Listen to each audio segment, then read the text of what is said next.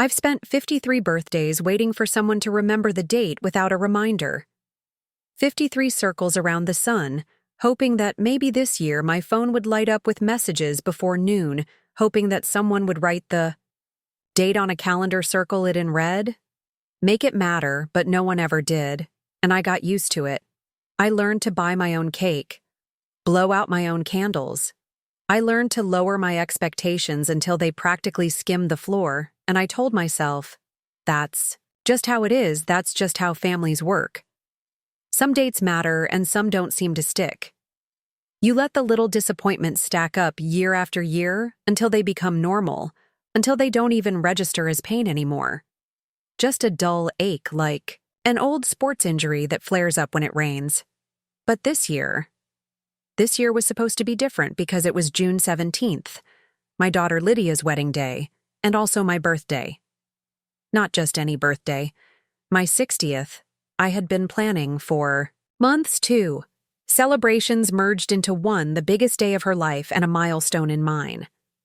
I thought surely today someone would remember today in the flurry of flowers and champagne and love. Surely someone would turn to me and say, "Happy birthday." Mom, we didn't forget, not this time. I spent the morning of the wedding helping Lydia with her dress, a cascade of ivory silk with tiny hand-sewn pearls, each one placed by an exhausted seamstress who had listened to my daughter change her mind a dozen times about the neckline. The train, the beating I had paid for every alteration, every change of heart my credit card had taken the hit. Each time Lydia called with another vision, another Pinterest photo, another must-have without question. I was mom, the bank, the endless yes. So when Lydia looked in the mirror, her eyes filling with tears, whispering, "It's perfect," I felt that familiar swell in my chest, that bittersweet balloon that expands when you pour your heart into something beautiful. That isn't for you. The venue was a restored barn upstate with string lights and wildflowers. Real ones, not the cheap silk ones that shed plastic pollen. My ex-husband Thomas was there with his new wife Cassandra, younger than me by 15 years, with a laugh that always sounded practiced. They arrived in matching blue. My sister Emma was there with her husband and 3 children, all grown now, all somehow still calling me Aunt Carol. Despite me correcting them gently for decades, Carol with an E at the end. My parents long gone, but my mother's sister Maud sat in the front row, her tiny frame swallowed by a lavender pantsuit. My brother David arrived last, always last. Still fixing his tie as the music started. No one said happy birthday. Not during the makeup session, not during the photos, not as we lined up for the processional, not as I was seated in the front row, my heart catching in my throat, watching my only daughter walk down the aisle on Thomas's arm. Even though I was the one who had raised her alone after he left, even though I was the one who sat through her teenage heartbreaks, her college applications, her first real job interview, her engagement meltdown when she thought the ring wasn't big enough. But there I sat smiling through it all, because that's what mothers do. We smile, we clap, we hold space. We stand in the background of photos. We become the canvas. Other people paint their lives on. The ceremony was beautiful. Of course it was. I had hired the florist, the string quartet, the efficient with the perfect balance of humor and gravitas. Lydia and Mark exchanged vows they had written themselves. Mark cried. Right on cue. Everyone laughed gently, dabbed at their eyes. Lydia's voice was clear, strong when she said, "I promise to remember the little things because sometimes they're the biggest things of all." And something inside me cracked just a hairline fracture nobody could see. I thought about all the little things, the dates, the moments, the silent wishes for acknowledgement that had gone unanswered year after year. At the reception, I sat at the family table, not the head table. No, that was for the bride and groom and Mark's parents who had flown in from Seattle, who had known their son for 28 years compared to my 33 with Lydia. But somehow they got the seats of honor, the champagne toast. The special mention Mark's mother Judith wore royal blue and kept touching Lydia's arm like she was made of sponge sugar, like she was claiming. I watched her. I watched everyone. I smiled when appropriate. I laughed on cue. I stood when toasts were made. I hugged strangers who told me what a beautiful daughter I had raised. I said thank you. I meant it. The cake came out triple-tiered lemon, with raspberry filling, not my choice, but it didn't matter. It wasn't for me. The knife glinted under the string lights. Lydia and Mark cut into it together. Her hand on his photographer's clicked and flashed, capturing the moment, preserving it forever. And somewhere inside me, that hairline fracture spread just a little wider. I thought about the chocolate cake sitting in a box in my refrigerator at home, the one I had bought myself yesterday with a simple blue 60 candle that would probably melt onto the frosting before I ever got to light it. I thought about how easy it would be for anyone to remember just once without me dropping hints, without me mentioning it weeks in advance, without me swallowing my pride and reminding. The dancing started first. Dances, father-daughter. Thomas held Lydia close, whispered something in her ear that made her laugh. Then Mark and his mother swaying gently to some song about sunshine and forever. Then everyone joined in the floor, filled with movement and color and joy. I sat at the table fingering the stem of my champagne glass, watching my brother twirl Emma, watching Cassandra laugh with Mark's college friends, watching strangers celebrate a day that was supposed to be partly mine. I checked my phone. No messages, no missed calls. Not even from my best friend Susan, who was in Bali on a yoga retreat, who had promised to call. No matter the time difference. That's when Lisa approached Mark's cousin, a woman I had met only once at the engagement party, her dark hair pinned up her green dress catching the light. She sat down beside me, leaned in close enough that I could smell her perfume, something floral and expensive. "Excuse me, Carol, right?" she said, her voice barely audible over the music. "I just wanted to say happy birthday. I overheard Lydia mentioning it to Mark earlier, that today was your special day too." I stared at her. This stranger, this woman who owed me nothing, who had remembered when my own family hadn't. I felt something hot and sharp behind my eyes. "Thank you," I whispered. "That's very kind." She smiled, touched my hand briefly, then disappeared back into the crowd, leaving me alone with the knowledge that my daughter had remembered. After all, she had just chosen not to acknowledge it. I sat there, the music pulsing around me, the laughter, the clinking glasses, the occasional shout of "speech, speech," followed by someone stammering through congratulations and well wishes. I sat, and I thought about the past 60 years, the sacrifices, the middle-of-the-night fevers, the second jobs, the missed opportunities, the choice after choice after choice to put someone else first. And I thought about what it meant that after all that, time after all that love poured out like water, that the simple act of saying, "Happy birthday, Mom," was too much to ask, was too inconvenient, was too secondary to the main event. And something inside me hardened like concrete setting, like a decision I had been avoiding for years. I excused myself quietly. No one noticed. I walked to the bathroom, locked myself in a stall, pulled out my phone with shaking hands, and called my lawyer, Richard. I knew he wouldn't answer, not on a Saturday night, but his voicemail picked up his voice, professional calm. "You've reached Richard Davidson, please leave a message."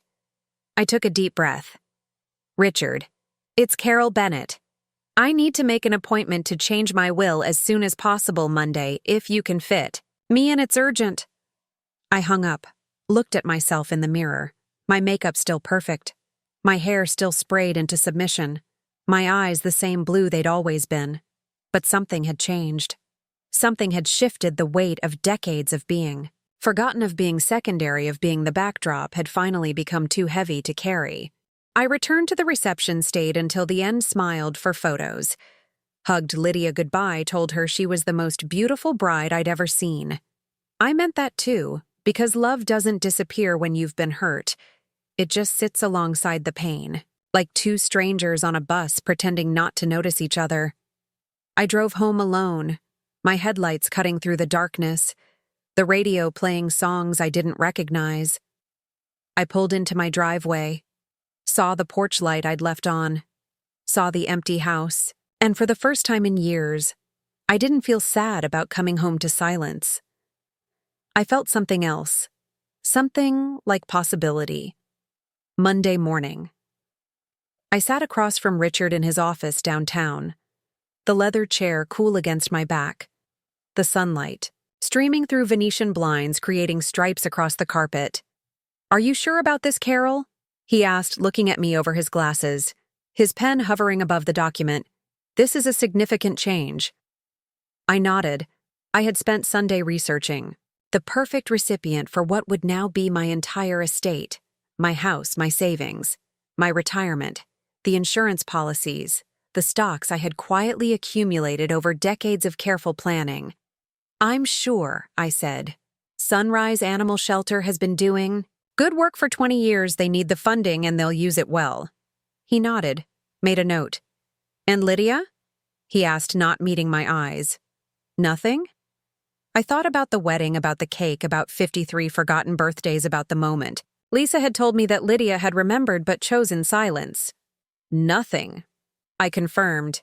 "She has Mark. She has her father. She has his family. She'll be fine." Richard sighed but didn't argue. He had known me for 15 years, had handled my divorce, had seen me at my lowest, had never judged. "I'll have the papers drawn up by Wednesday," he said. "You'll need to sign them in front of witnesses." I nodded, stood up, smoothed my skirt. "Thank you, Richard," I said, and walked out into the brightness of the day, feeling lighter than I had in years. I didn't tell anyone about the will. Not Lydia, not Emma, not David. Why would I? The truth is, we don't talk about money in my family. We don't talk about the future. We don't talk about what happens when someone dies. We certainly don't talk about birthdays instead. We pretend everything is fine. We pretend that forgetting isn't a choice, that silence isn't its own kind of statement. I went about my life the same as before.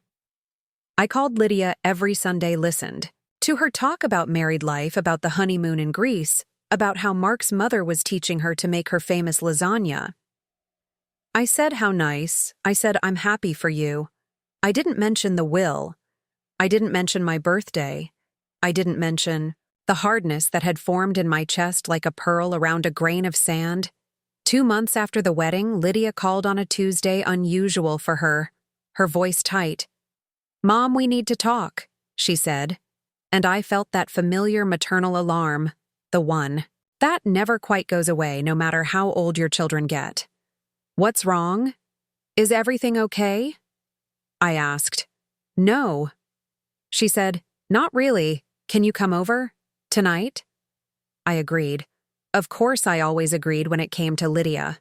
Her apartment was in Brooklyn, 20 minutes from my place in Queens, but it felt like crossing a border into another country. Mark answered the door, smiled tightly, led me to their living room where Lydia sat on the couch, her eyes red, her hands twisting in her lap. "What's going on?" I asked, setting my purse down, looking between them. Mark cleared his throat. "I think I'll give you two some privacy," he said, and disappeared into the bedroom. Lydia watched him go, then turned to me. "Why are you giving everything to a dog shelter?" she asked, her voice barely above a whisper. I froze, the room suddenly too warm, the air too thick. "How do you know about that?" I asked. She laughed, a short, sharp sound, nothing like her normal laugh. "Richard's assistant, Emily, is Mark's cousin. She saw the paperwork. She told him, he told me." She stood up, paced across the room, her arms wrapped around herself. "A dog shelter, Mom? Really? Everything? The house, Grandma's jewelry, your retirement, all of it to random animals instead of your only daughter?" Her voice cracked on the last word. I sat very still, letting the moment stretch between us. "They're not random animals," I finally said. "And it's not just dogs, it's cats too, birds, sometimes rabbits." I was stalling, buying time, trying to decide how honest to be. "Why?" she asked. "Just tell me why." I looked at my daughter, Really looked at her 33 tall like her father, with my eyes, my chin. Her hair pulled back in a messy bun, wearing sweatpants and one of Mark's t-shirts, looking young and vulnerable, and suddenly I was tired. Tired of protecting her from the truth. Tired of swallowing my feelings. Tired of pretending, because you forgot my birthday. I said the words falling into the room like stones into still water. At your wedding, you forgot my 60th birthday. Lydia stared at me, her mouth opening, closing. That's it? She finally said, "You're punishing me over a birthday? Are you serious?" I felt something inside me crack open, not the hairline fracture, from the wedding, but something deeper. Something fundamental. No, Lydia. Not a birthday, 53 birthdays. 53 years of being forgotten, of being an afterthought, of being the one who gives and never asks for anything in return, except maybe once a year to be remembered, to be celebrated, to be seen. I was shaking. I realized my hands, my voice, my whole body trembling with the release of decades of silent hurt. I raised you alone after your father left.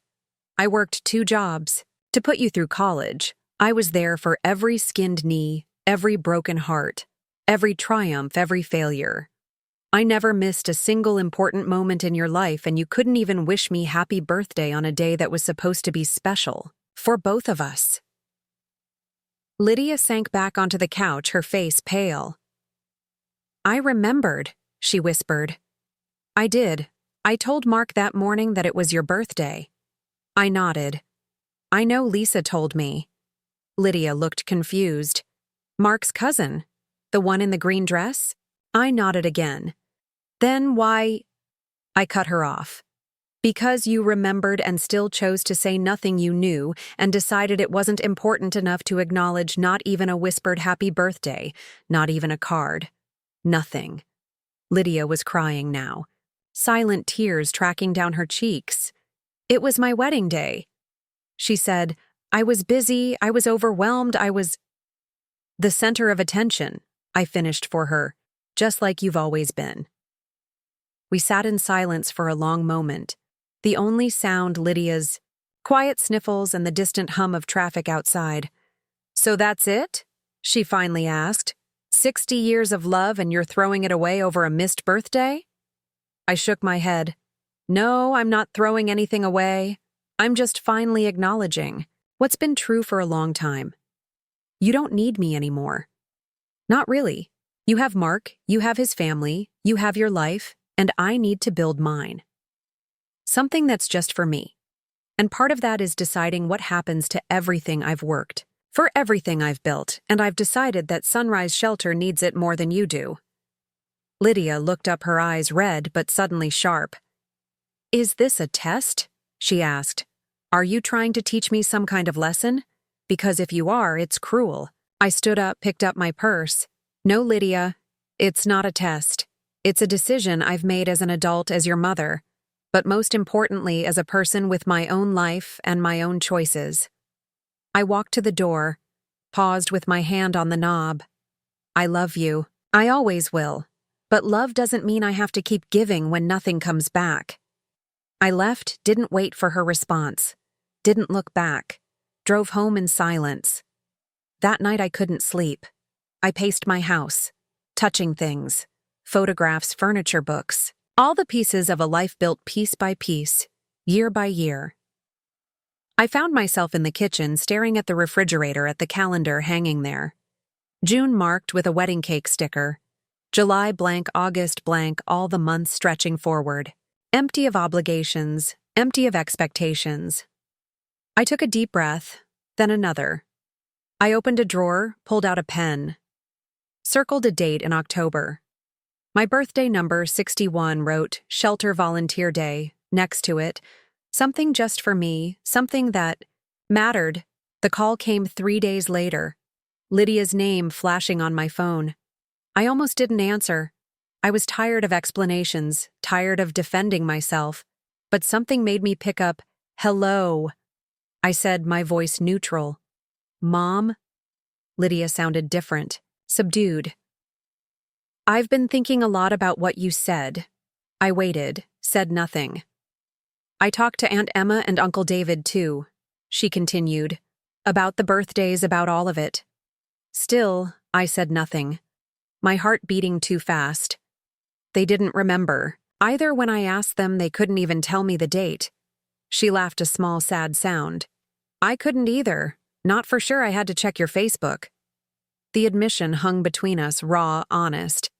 I'm sorry, she said finally. I'm really sorry. I sat down, the phone pressed to my ear. For what exactly? I asked, needing to hear it. Needing the words, for taking you for granted. She said, for assuming you'd always be there no matter how I treated you, for making your love seem like something. Guaranteed something I didn't need to nurture or return properly. I closed my eyes. Felt something tight in my chest begin to loosen. Thank you for saying that, I said, my voice barely above a whisper. I want to do better. Lydia continued. I want to really see you not just as my mom, but as Carol, as a person with her own life, her own dreams, her own days that matter. I nodded, though she couldn't see me. I'd like that, I said. We talked for an hour. Really talked for the first time in years, maybe ever not, about her wedding.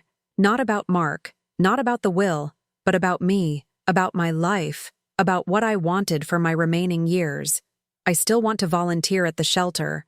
I told her, I think it would be good for me to care for something that needs me. Lydia was quiet for a moment. Can I come with you sometime? She asked. Maybe we could volunteer together. I felt something warm bloom in my chest. Something like hope. I'd like that, I said, very much. I didn't change my will back. Not entirely. Not right away, but I made amendments. Richard drawing up the paperwork with a knowing smile. I left Lydia the house, my mother's jewelry, the family photos, the pieces of history that couldn't be replaced. The rest still went to the shelter, a legacy that would outlive me, something meaningful, something chosen. Sunrise Shelter would build a new wing, expand their services, save more abandoned animals, give them the second chance they deserved. My birthday came again, October 15th, number 61. I woke to my phone buzzing with messages. Lydia first at midnight. Exactly, Emma David. Even Thomas awkward, but trying Susan back from Bali with a voice message. That made me laugh out loud for the first time in months.